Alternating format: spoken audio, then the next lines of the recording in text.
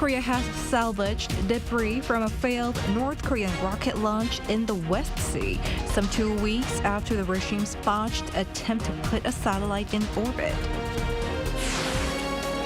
The Korean government says its import ban on Fukushima fisheries products is separate from Japan discharging wastewater from a destroyed nuclear power plant, one of the more sensitive issues among the public at home. And we have a story on why BTS fans from all over the world are gathering in the South Korean capital this week as they celebrate the group's 10th anniversary. It's June 16, 2023. This is News Center. Good evening. Thank you for joining us. I'm Yoon Jung-min. The South Korean military has retrieved a 12-meter-long piece of North Korean rocket debris, a remnant of a failed satellite launch some 2 weeks ago from the challenging underwater conditions of the West Sea. Further investigations are underway to gather more information about the North rocket technology. Our defense correspondent Kim Hyun-sung begins our coverage from the Navy's Pyeongtaek Fleet Headquarters. This 12-meter-long piece of debris from a North Korean rocket was just freshly fished out of the sea Thursday evening. It's a byproduct of North Korea's failed attempt to launch a spy satellite on May 31st.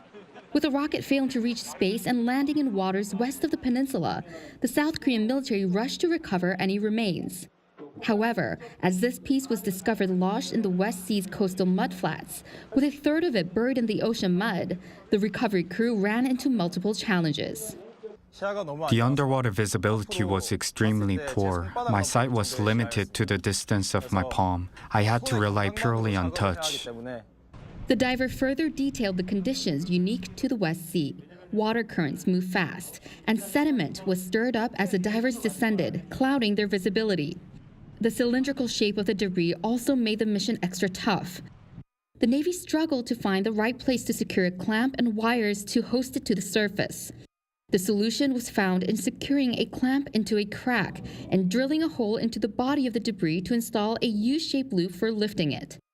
But as they lifted it onto the ship's deck, the top part separated off.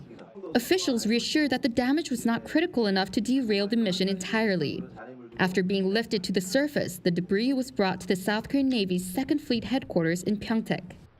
Now, this is what was recovered from the West Sea after being submerged underwater for more than 2 weeks. As you can see, there are quite a lot of scratches on the surface, and military officials say that these are caused during the recovery process. They also suspect this to be the second stage of the rocket, but further examination is required to gather more intelligence about it. South Korea's Agency for Defense Development is joining the investigation. It will also collaborate with American intelligence services, including the U.S. Defense Intelligence Agency, in a bid to answer lingering questions. Of particular interest is the anomalous label on the top of the rocket that reads Cheonma, a syllable short of North Korea's proclaimed name for the rocket, Cheollima. Investigators are also curious about the advanced technology North Korea might have packed into the launch vehicle. Meanwhile, the South Korean Navy continues its search for more debris, signaling that this chapter is far from over. Kim Hyun-sung, Arirang News, Pyeongtaek. And Pyongyang has resumed ballistic missile provocations more than 2 weeks after its rocket attempt. This looks an apparent protest against the joint live-fire exercise by Seoul and Washington, overseen by President Yoon.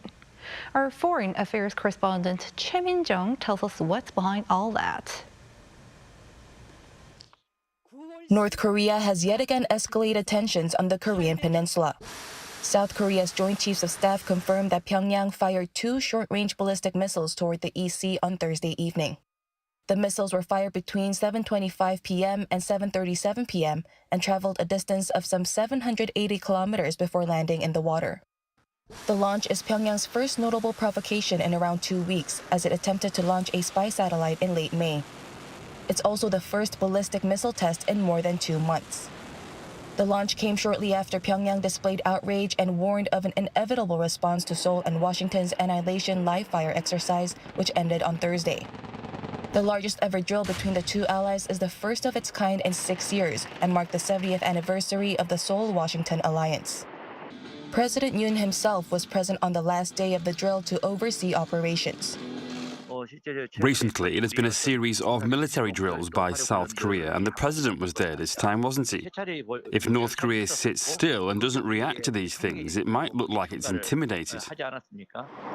North Korea's defense ministry labeled the exercise provocative and irresponsible and promised a comprehensive response to any form of provocation by its enemies. Choi Min-jung, Arirang News. In related news, South Korea, the U.S., and Japan were quick to condemn North Korea's latest violations of UN Security Council resolutions with a firm joint statement. Lee Seung-jae with the details. On Thursday, North Korea fired 2 short-range ballistic missiles into the East Sea, marking its first provocation since its botched military reconnaissance satellite launch late last month. In response, South Korea's National Security Advisor Cho Tae-yong and his U.S. and Japanese counterparts Jake Sullivan and Takeo Kiba issued a joint statement condemning North Korea's missile launches, calling them clear violations of multiple United Nations Security Council resolutions. The statement also stressed that the missile launches demonstrate the threat the DPRK's unlawful weapons of mass destruction and ballistic missile programs pose to the region, international peace and security, and the global non-proliferation regime. The 3 sides vowed to step up efforts to promote peace and stability in the Indo-Pacific region. The security advisors also called on all countries to fully implement North Korea-related UNSC resolutions in order to prevent Pyongyang from acquiring the technologies and materials needed to carry out such provocations. The joint statement comes as the top national security advisors of the 3 countries held talks in Tokyo that largely focused on North Korea. Also in response to the latest missile provocations by North Korea, the U.S. imposed fresh sanctions on 2 North Korean individuals, while also vowing to hold those responsible for missile launches accountable. I will also note that today the United States imposed sanctions on 2 DPRK individuals for supporting the DPRK's unlawful weapons of mass destruction and missile programs. So we will continue to take action to hold people accountable for such activities. The 2 North Koreans are known to be based in Beijing. One of those designated for sanctions is Choi Chol-min, who, according to the U.S. State Department, has worked with North Korean officials and Chinese nationals to procure materials used in the production of North Korean missiles.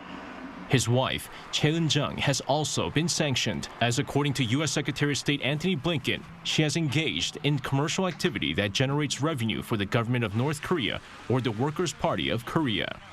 The sanctions came just hours after Pyongyang resumed its missile provocations after a brief halt in such activity. Lee Seung-jae, Arirang News.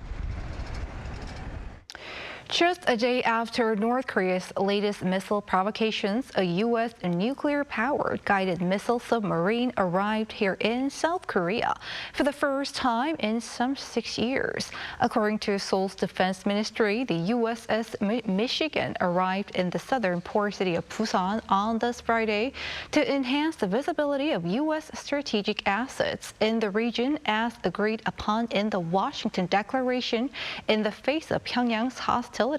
The arrival of the submarine is also intended to demonstrate Seoul and Washington's deterrence capabilities as they seek peace through strength. The submarine is one of the largest ever built for the U.S. Navy and is capable of strike missions. Human trafficking remains a grave issue that South Korea needs to address more actively. This is according to the latest findings by the U.S. State Department. Choi Soo-hyung explains. For the 2nd year in a row, the U.S. State Department has placed South Korea in Tier 2 of its Trafficking in Persons report. According to the report published on Thursday local time, the efforts of the South Korean government have generally increased, but they fall short of the minimum standards in some key areas. The report says some victims were excluded by South Korea due to the lack of clear procedures for verifying the facts of the damages. Despite being victims themselves, they also face the possibility of punishment for engaging in illegal activities. The report also highlights the labor exploitation and human trafficking of migrant workers, as well as the absence of related government policies. However, the document acknowledges Seoul's efforts to prevent human trafficking have improved in general. It said South Korea has established guidelines for identifying victims, consistently collected relevant statistical data, increased penalties for offenders, and installed hotlines for reporting human trafficking cases. Meanwhile, North Korea this year was once again in Tier 3, the lowest tier, as it has been every year since these reports were first released. The report highlighted the North detention camps, forced labor mobilization, and large-scale exploitation of adults and children. The U.S. State Department has been publishing human trafficking reports since 2001. The reports evaluate countries on a scale of Tier 1 to Tier 3 based on human trafficking monitoring and efforts. South Korea was downgraded to Tier 2 last year for the first time and remains in Tier 2 this year, along with countries like Japan, Switzerland, and New Zealand. 30 countries, including the United States, United Kingdom, France, and Germany, received Tier 1 status, while 24 countries, including China and Russia, were classified as Tier 3. Choi Soo-hyung, Arirang News. South Korea is not considering lifting its import ban on seafood from Fukushima. That's according to the Vice Minister of the nation's Fisheries Ministry, who has clarified that Japan's wastewater discharge plans and the import ban are two different matters. This as the issue being sensitive among the public. Our Han Song-woo explains. South Korea's Ministry of Oceans and Fisheries has reassured the public that the nation's current ban on imports of fisheries from Fukushima will not be lifted, regardless of Japan's plans to start discharging radioactive wastewater from its crippled nuclear power plant there into the sea this summer. In other words, even if the wastewater is scientifically proven to be safe, the import ban cannot be lifted unless it can be verified separately that Fukushima's fisheries are safe to consume.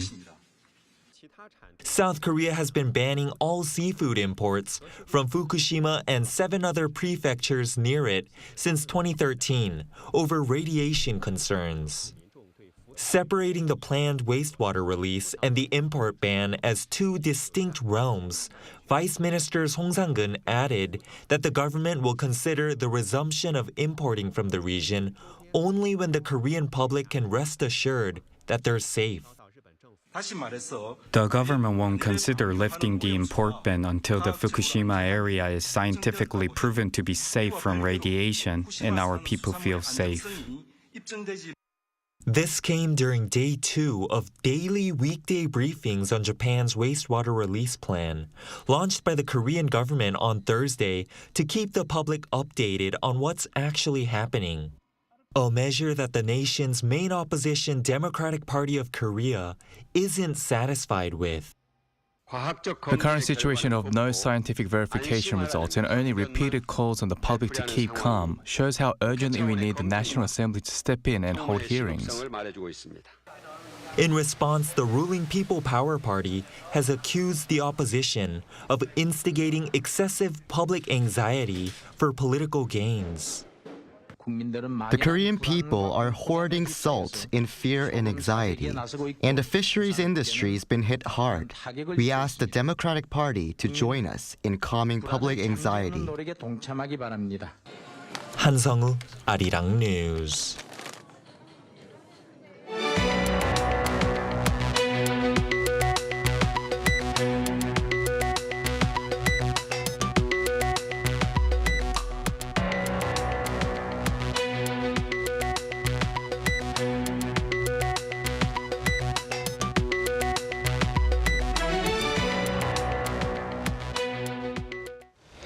On the local economic front, exports continue to shrink, causing an economic slowdown.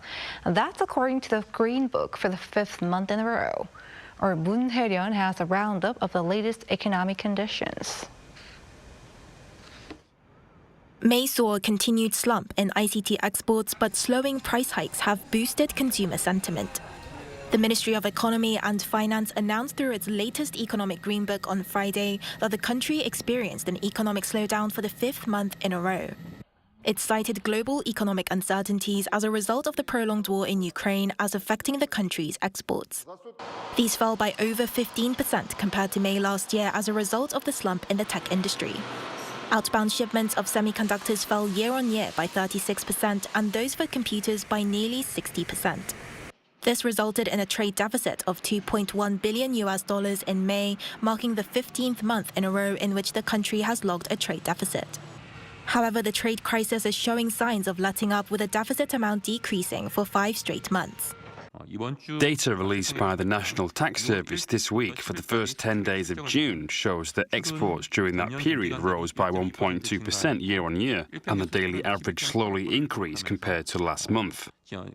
The current balance also recorded a $790 million deficit, while the goods account entered into the red for the first time in 7 months in April. The ministry reported that domestic demand was showing signs of a recovery, as were consumer and business sentiment. The consumer and business sentiment indexes both recorded increases in May, prompted by slowing price hikes.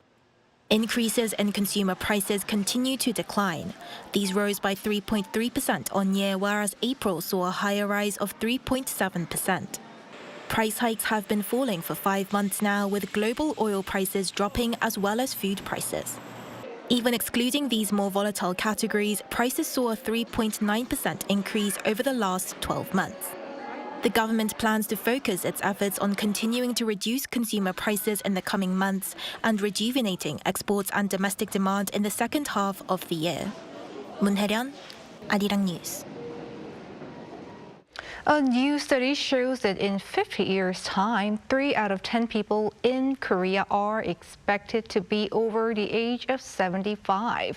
This will make South Korea a country with the highest aging population among major OECD nations. The relative poverty rate of the elderly, meanwhile, is improving, as the figure for people over 76 came in at 51.4% as of 2021, dropping some 4 percentage points from 2019.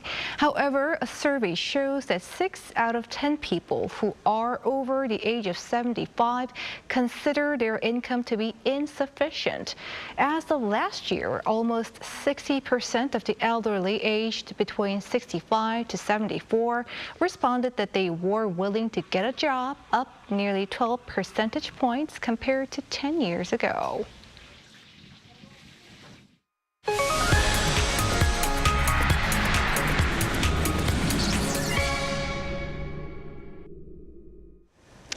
Time now for our weekly arts and culture segment. We have our culture correspondent Song Yujin, as always, in the studio with me. Welcome. Thank you, Jungmin. What do you have for us today, Yujin? Well, Jungmin, as I mentioned in my last week's Arts and Culture, Tuesday, June 13th, was the 10-year anniversary of K-pop superstars BTS's debut. And this whole week, in fact, kind of turned out into a BTS week here in capital Seoul. We've been and we are seeing armies, BTS fans from all around the world, actually traveling to Korea to visit BTS-related locations and to participate in a lot of events that's celebrating the group's 10-year journey. So for this week, I hit the streets of Seoul to experience this BTS and ARMY buzz firsthand. The BTS ARMY has assembled in Seoul. With the boys having marked their 10-year anniversary on June 13th, fans from across the globe have gathered in South Korea's capital to celebrate, such as this area around the building of BTS's management agency, HYBE. The graffiti of the 7 BTS members on the building's outer wall has become a must-visit spot. I will do this like 1,000 times again. You have this feeling of belonging near them and being in places that are meaningful for ARMY and for BTS. It's not because they're successful that they're just like sitting on their success and feel like everything is like achieved and everything. They're always trying to become better at what they do, and I find this super admirable. They teach me how to love myself and love everyone else around me and love this world. The numbers speak volumes. Data from one online travel agency shows that the number of tourists who booked tickets to Korea between June 12th and 25th jumped 13% from the same period a month ago. Businesses have been quick to respond to this influx of BTS fans. For instance, this hotel in downtown Seoul has a display of the outfits BTS wore during their performance at the 63rd Grammy Awards. There's a restaurant with photographs that document the group's last 10 years, while a hotel package offers an array of BTS merchandise. There are even BTS-themed desserts like these macarons and cakes. BTS have become global icons, grabbing the attention of audiences worldwide with their fashion, culinary choices, filming locations, and preferred brands. So businesses have recognized the potential in hosting BTS-themed events and offering products that are connected to them in some way. However, the celebration extends beyond the realms of commerce as the government has joined the party too. This transformation of Seoul City in the evening is its own tribute. So as the sun sets, key landmarks across Seoul, including here at Sebisum Island, light up in purple, the color representing BTS, to celebrate their 10-year-long journey. Seoul will be lit up in purple, the band's color, and screen BTS-themed digital art until June 25th. These celebrations are bringing together members of the BTS ARMY from all around the world to show their love like never before. BTS 보라 해. BTS 보라 보라요. 보라 보라 해.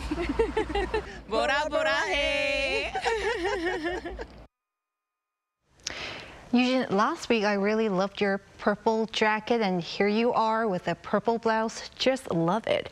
It seems like you also had a great time during BTS week. Tell us more about that experience. Well, Tommy, first of all, I'm really glad that you liked my outfit 2 weeks in a row. And you know, I could really feel BTS's fans' love towards their artists, because we always talk about BTS, there being global superstars, but actually seeing with my own eyes this sheer scale of international fans who traveled all the way here to Seoul really made me realize that this is actually true. And even some of them that I spoke to, they traveled halfway across the world just to celebrate BTS's 10-year anniversary. And I also want to mention that this was the most number of BTS fans that I've seen. They were packed in all places that we're gone, such as in front of HYBE and the Sebisum Island as well. But what struck me really the most was that BTS, they aren't the first K-pop groups or artists to reach the 10-year milestone, but this unprecedented scale of festivities and events just show how much big of a cultural icon and phenomenon they are. That is impressive. And for fans who are planning a trip in Seoul, what can they look forward to? Well, the very good news is that the festivities are far from being ended, because tomorrow, which is Saturday the 17th, that will be the grand finale of the 2-week-long BTS Festa. It's an annual event to celebrate the boys' debut, and the organizer Seoul City says that they're expecting 300,000 people to join the event. This is a huge number. But not only this, but Seoul City has released a BTS-themed tour map of Seoul. So if you look at the screen, it includes 13 spots across the city related to BTS, like where they filmed their performance videos. So if you're an ARMY and if you have plans to travel to South Korea's capital, Seoul, I definitely suggest you to check this map out. Sounds exciting. Thanks, Eugene. Thank you.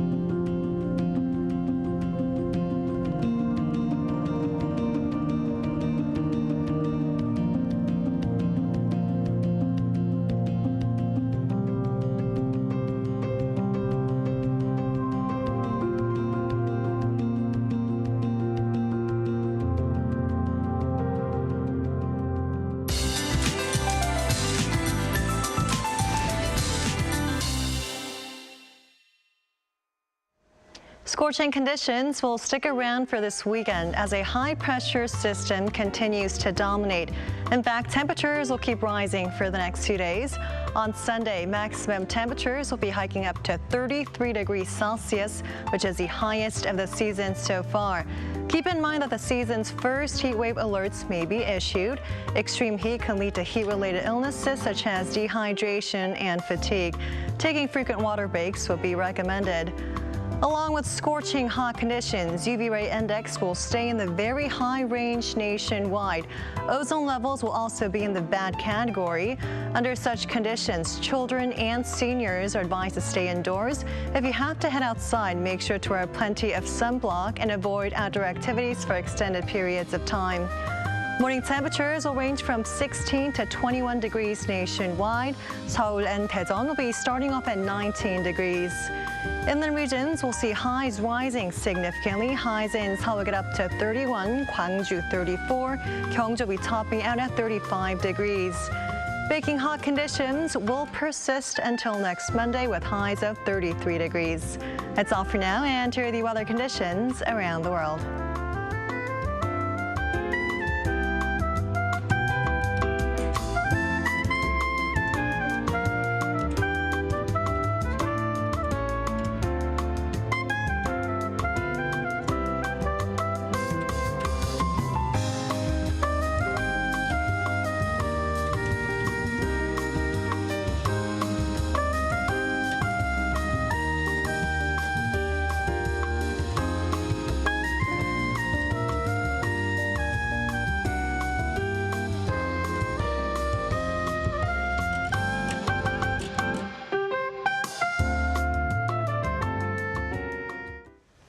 That is News Center for tonight. Thanks for watching. A panel session coming up.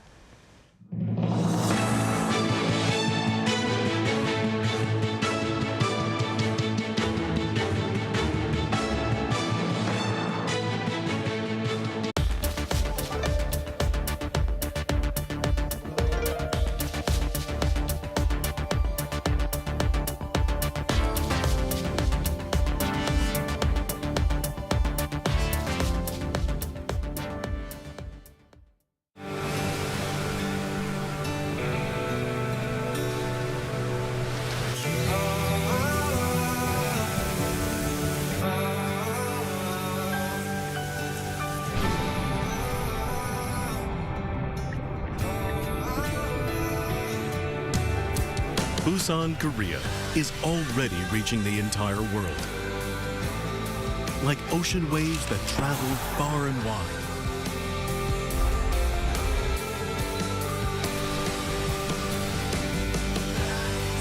It's Busan, the perfect World Expo city.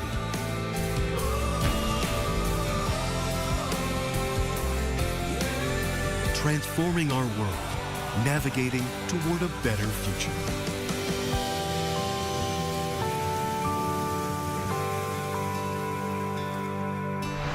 World Expo 2030, Busan, Korea. Hello everyone, I'm Savitri Panaboke, Ambassador of Sri Lanka to the Republic of Korea. For people like me who is very interested to learn more about Korea, Arirang TV is a valuable source of information.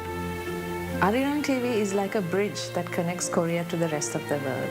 I have learned so much about Korea's history, culture and people through Arirang. It is also a leading channel for news and diplomacy and current affairs, and I look forward to learning more about Korea through Arirang TV. Resonating with the world, Arirang.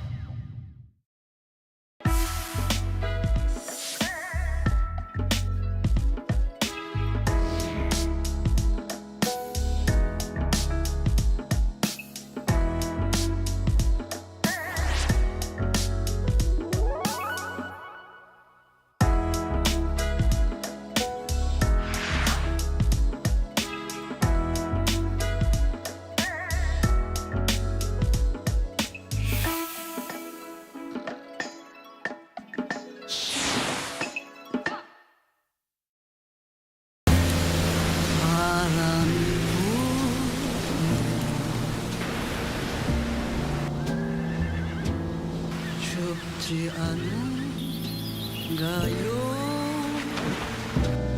처음 태어난 이별에서 사는 우리 손잡아요. 꽃 피는 동백섬에 봄이와 강한 마 돌아와요. 부산항에 그리운 내 형제여.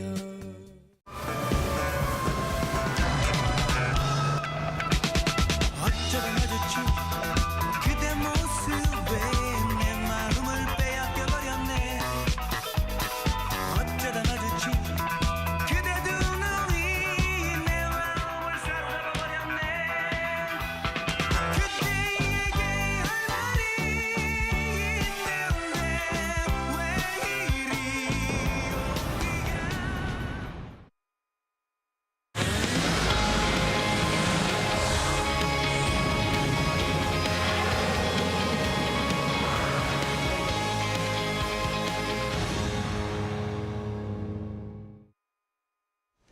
Hello everyone, it's Friday and you're watching Within the Frame. I'm Kim Bo-kyung. This week is special indeed in that the members of BTS are celebrating their 10-year journey on the road to becoming global megastars. BTS is currently on a temporary hiatus, but its 10th anniversary is being fully enjoyed both by global fans and Seoul city, parts of which have been lit up in purple, the band's signature color. Following in the footsteps of BTS, we are seeing other groups such as Stray Kids and 50/50 garnering attention more than ever before. What allowed BTS to break into the mainstream and rise to the top of the scene? And who are the other K-pop rookies we need to take a look at? For more on what's going on in the K-pop scene, we have invited Bernie Cho, the president of DFSB Collective. Bernie, welcome to the show. Oh, good to be back. Now, Bernie, it has already been 10 years since BTS debuted, and over the past decade, they've had some remarkable achievements. But what is it about BTS that made fans from across the whole world fall in love with them? I'm probably not the right person to ask, and for good reason, is because BTS over the past 10 years has gotten so big and so popular. Books have been written about them. Articles are always coming about them. You know, they've been the highest trended artist, or for that matter, celebrity in the world for years running.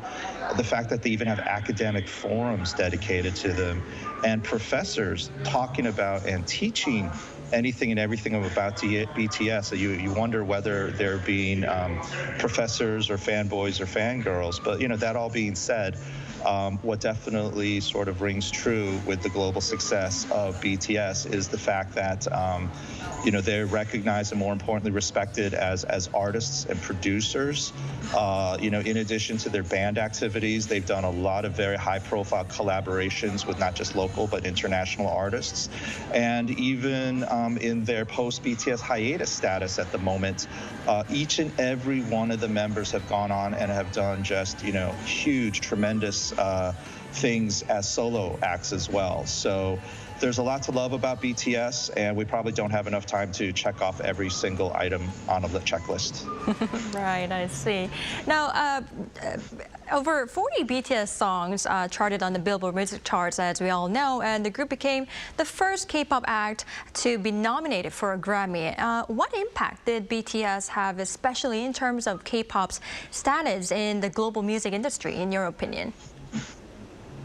Well, you know, before BTS came along, you know, K-pop for the most part, for the large part, was really kind of associated and probably affiliated with the success of Psy and Gangnam Style. But the reality is at that time, a lot of people were wondering, but more importantly, thinking that that could have possibly maybe been a one-hit wonder, and K-pop was probably maybe more of a fad than a phenomena. BTS very much slammed that theory shut. they made sort of, in many ways, I think, manifested K-pop to not only be recognized but respected worldwide because, aesthetics aside and, beats, rhymes, rhythms aside, the numbers that BTS was able to deliver, not just as a band, but as a Korean band, as a K-pop band, they in many ways were able to make the K silent because they went on to become a pop band, and not just a pop band, but the biggest pop band, and for many years running, the biggest pop act in the world. But what was interesting is that, BTS was not an anomaly. Side by side, right behind them, other K-pop acts were very much following in their footsteps, and very large ones at that, whether it be Blackpink or some of the acts that you just mentioned earlier that are coming out, 17, and New Jeans, the Seraphim, Stray Kids. The point being, though, is that they really were not only the face, but in many ways the forefront of a movement where K-pop now is recognized as not just a genre, but one of the most popular music genres currently hitting the airwaves around the world. Right. I will take a look at the other K-pop acts that are currently garnering attention in global music industry as well. But before that, I'd like to ask you this. After releasing the anthology album Proof, they announced a hiatus from group activities. And ever since then, as you have pointed out before, each member has been focusing on their individual career. How has each member's solo journey been up until now? Well, I think a lot of people, particularly not just fans, but financial analysts, were very concerned and very worried when BTS wasn't necessarily performing for the ARMY, but actually had to go to the ARMY. There were a lot of concerns that the HYBE would take a huge hit in terms of their stock price. But if anything, HYBE is not only surviving, but thriving in large part to not only the various other bands that are on the label, but more importantly, the solo success of each and every one of the members. For me, what's been impressive is not so much their sales, which has always been a given. They're always going to be near or at the top of the charts. But the other activities they've been doing, I know for me with Jimin, what really threw me off in a good way was the fact that he appears on the new Fast X soundtrack. With Suga, he's the first BTS member to go on a solo world tour. RM, he decided to downsize and go big by performing on the NPR Tiny Desk. J-Hope, he absolutely crushed it as a headliner at Lollapalooza. And Jin decided to go back and do another comeback collaboration with Coldplay and was able to debut his new single, Astronaut, in, of all places, Buenos Aires, Argentina. And of course, we have to talk about V, who has been doing a lot more on television. And then last but not least, Jungkook, who, not only performed, but performed the theme song for the most recent World Cup.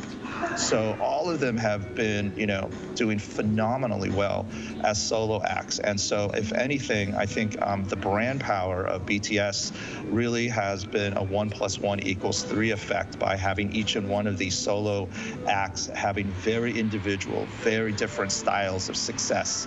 And so when the boys do get back together, I think they're going to possibly maybe go to the next level with all of the accolades they've accrued as solo acts. Right. As you have pointed out, their solo journeys are remarkable enough right now, but we do hope that we could see them back as a whole in the near future. Now, moving on to other K-pop acts, Bernie. Stray Kids topped the U.S. Billboard 200 chart this week for the third time with their third full-length album, 5 Star. And this made them the only Korean act other than BTS to top Billboard's main albums chart more than twice. What is it about that is attracting global attention? Well, I think we can't hide from the fact that the album title was absolutely brilliant. If anything, it was a self-fulfilling prophecy to throw down that their album 5 Star. Look, it was going to likely get 5 stars anyway, but they put it out there. They saved the critics a lot of work by putting it out there. But what's interesting is the choice of the number 5, because for some reason, the number 5 kept popping up over and over again. Right now, their new album, 5 Star, is currently the 5th best-selling album of all time globally, clocking at about 5 million pre-sold albums. They actually surpassed Elvis 30, the #1 hits album, as the 5th largest pre-sales album of all time. And also, the fact is that that 5-star album did pre-sales of nearly 5 million, which right now is the new K-pop record. That's 17 set twice. Stray Kids just recently broke that. And again, coming back to the number 5, their most recent world tour, the Maniac Tour, where they played to about 42 sold-out arena and stadiums around the world. They had nearly over 500,000 attendees on this last world tour. And so, kudos and credit to Stray Kids. 5-star has lived up to, its branding, naming, and positioning, and then some. And again, what's really interesting about Stray Kids is that we really didn't see them much in Korea because they've been around the world touring. And again, YouTube came out with some statistics showing that South Korea is actually not even a top 10 market for Stray Kids. Their 3 biggest markets in the world for Stray Kids is number 1, Mexico, number 2, the US, and number 3, Japan. But again, I think if you had to say there was one thing common about Stray Kids and BTS, besides all of them being incredibly talented, good-looking guys, they're also known as a self-producing boy band as well. So they, can not only dance, can not only sing, but they actually produce as well. And I think this is becoming more and more of a common theme, and I hope to see this become more and more the rule and less the exception. Right, their activities are just 5-star indeed. I believe this would be our last question, Bernie, but 50/50, a 4-member girl group, became the fastest K-pop group to enter the U.S. Billboard Hot 100 since their debut last November. And an interesting fact about them is that the group was put together by a small agency, and this deserves extra attention, in my opinion, as usually the success of a group often matches the size of the agency itself. What does 50/50's success hint at?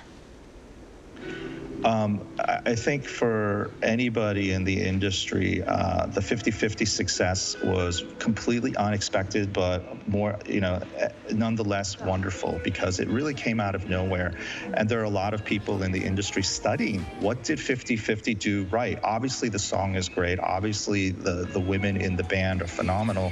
But it's interesting because a lot of the strategy was very deliberate, and some of it might have been happenstance. I know for me, I got winded. I caught 50/50 popping up on my TikTok feed when John Cena, the wrestler / actor, and again, I don't know what it is about Fast X, but when he was caught doing a meme bouncing headphones to the song, that went completely viral. And, and what's interesting is that it wasn't the original version or the English version. It was the sped up version that was uploaded by who we believe was a fan at C51. That sped up version on TikTok went viral, and over 6 million videos have been made by fans around the world on TikTok. And so the success of 50/50, I mean, usually the go-to viral video platform has been YouTube up until now, but 50/50 really knew how to work, and more importantly, own TikTok as their platform of choice to go global.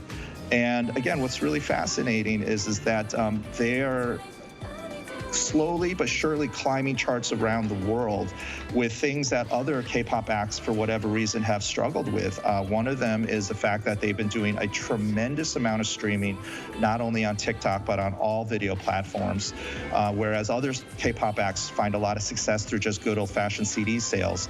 But more importantly is, as soon as 50/50 started blowing up, they teamed up with Warner Music, and right now, 50/50 Cupid is on heavy rotation on U.S. radio's airplay. And this is something that even acts like Blackpink or BTS have had a hard time with.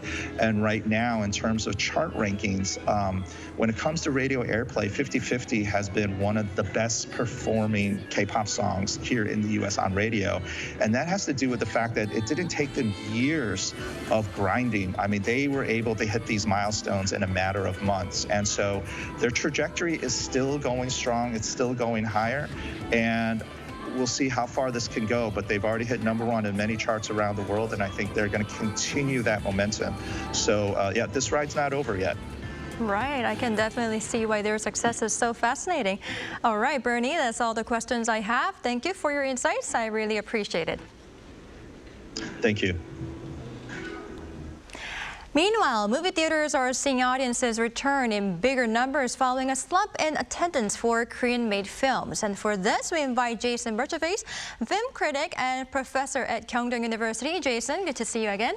Hello, Bo-kyung. Thanks for having me. Thanks for being here. Now, Jason, a South Korean crime action film, The Roundup: No Way Out, has already reached over 8 million ticket sales, and experts are saying that it has become a crime action franchise. What is drawing so many moviegoers?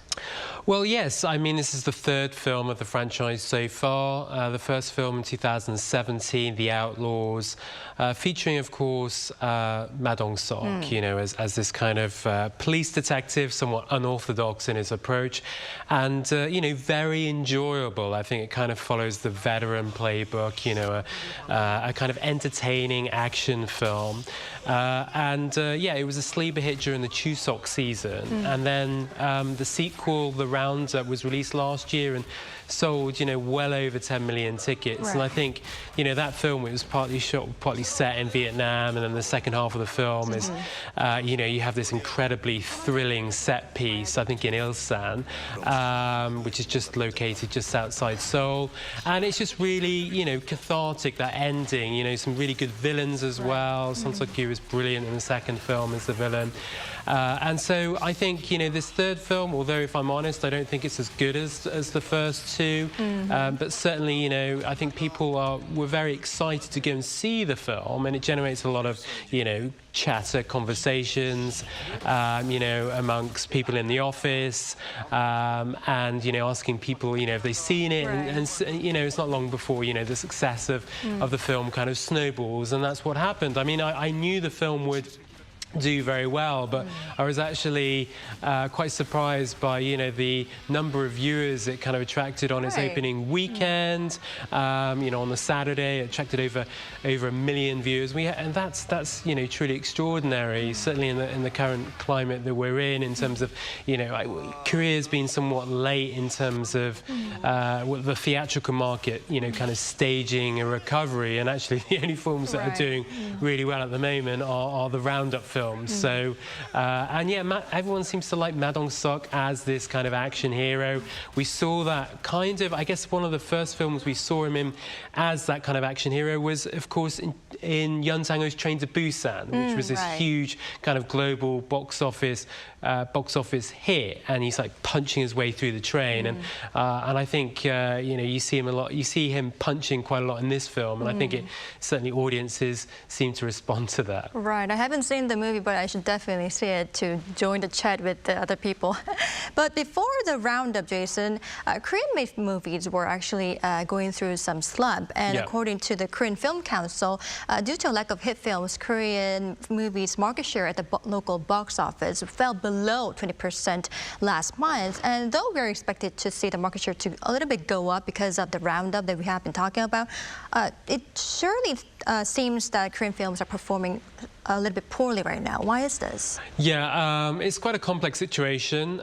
Certainly, you know, a lot of films have struggled earlier on this year. The Point Men, this is a film released in January. Yusun Lee directed the film, set in Afghanistan, starring Hyunbin and Hwan Jong-min. The film underperformed. Phantom also underperformed at the box office, of a kind of colonial era film starring Park So-dam. But yeah, it's been difficult for the industry, and I think part of that is down to, I think a lot of it's down to the ticketing prices. So, you know, when I first came to Korea, it was, you know, an average ticket, at least for me anyway, it was what, 8,000 won, 6,000 won for a morning kind of showing. But now, you know, the weekend it's what, 15,000 won, and so it is very expensive, and I think people see it as very expensive, and so they kind of, whereas before they would, you know, they would happily go and see, you know, a whole range of films, whereas now people are like, well, will wait for a film that we know we expect to be quite good, or is worth the money to invest, or worth the cost of a ticket to go to the cinema, you know, as a couple, as a family, you know, along with the food as well, you know, the popcorn. And so I think the perception is that going to cinema now is just really, really expensive. I mean, the comparison that some people look at is the price of jjajangmyeon and how much that has increased over the years. Kind of, I guess the equivalent would be a Big Mac, you know, looking at the price of a Big Mac. And the price of a cinema ticket has increased 1.5 more times than jjajangmyeon. So, you know, this is the kind of Chinese Korean food that's very famous here. And so, you know, it is expensive. I think streaming as well, the whole ecosystem has certainly kind of is evolving, and a lot of people are watching films at home. They've got, you know, various kind of platforms that they can choose from, and on those platforms there are countless films and shows to watch. And so I think, you know, it is a bit of a struggle for Korean films, and as a result I think producers and studios are very hesitant in releasing films. So there's not a lot out there, but you know, certain films are performing well. Sequels, you know, the Roundup is a good example of that. Top Gun last year, Maverick, Avatar, you know, certain films are performing well, quite often on kind of premium formats, you know, the IMAX screens, you know, the kind of luxury, you know, seating and so on and so forth. Yeah, I mean, it's interesting to look at America, North America, and also Europe, France, for example. Those markets are seeing a recovery. So Korea, in a way, is the outlier here. So I'm hoping the real test actually is this summer when we see a number of Korean films released. They need to perform. Right. I mean, I totally agree that the price could be quite of a problem for the moviegoers right now, but I don't think that lowering the price would be the only solution, right? How could we tackle these challenges this Korean movie industry is facing right now? Yeah, I mean, it's difficult. Certainly during the coronavirus pandemic, the Korean Film Council was able to kind of find ways, to, you know, through promotions, for example, and working with the exhibitors to try and give them a greater cut, and the distributors per movie ticket. But you know, I think at the moment, you know, inflation is affecting everyone. You know, energy prices, you know, going out, and so maybe we get to a point where the cinema isn't seen as expensive. I think hopefully this summer we'll see a recovery, because we've got a number of tentpole films that are coming out. When I say tentpole, I mean these kind of big, expensive studio films. We've got a new film from Yoo Sung-won. We've got a new film from Kim Sung-hoon, and we've also got the Moon by Kim Young-hwa. This is a film set on the moon, and so, you know, these films really have to perform. We've got Concrete Utopia, which is another kind of Korean disaster film starring Lee Byung-hun. I mentioned Yoo Sung-won, I should mention earlier, with Veteran, and so his new film Smugglers, starring Kim Hye-soo. And so the studios are putting their films out this summer, and what we need is for them to perform better than the films did last summer, because last summer we had The Hunt, which did okay, directed and starring Lee Jung-jae, but it did, you know, it wasn't a huge box office hit. Hansan, the prequel to Roaring Currents, did okay, but again, you know, wasn't as successful as Roaring Currents. And then we had Alienoid, which was a big box office disaster. Emergency Declaration featuring Lee Byung-hun, that was a box office disappointment. So we need the films to perform well this summer. It's great that the Roundup is doing, you know, the third film of the kind of the Roundup series. It's great that it's doing so well, but we need the films throughout the summer to perform, because we've got some Hollywood competition. We've got the new Mission Impossible film starring Tom Cruise. You know, after Top Gun last year, I expect that to do well. We've got Indiana Jones. I'm not so sure about how well that performs in Korea, but certainly the Christopher Nolan film, Oppenheimer, I see that performing very well in Korea. So, yeah, Korean films hopefully will do well this summer. Yeah, I mean, as a movie lover myself, I should definitely look forward to the summer tentpole movies to come up. Yes. Lots to look forward to this summer, absolutely. Right. All right, I'd like to ask you more, but unfortunately, this is all the time we have for today's edition. Thank you, Jason, for your insights. We really appreciate it. Thank you for having me. All right, that's all for Within the Frame tonight. We'll be next Monday with more in-depth stories. Thank you for watching. Enjoy the weekend, and goodbye.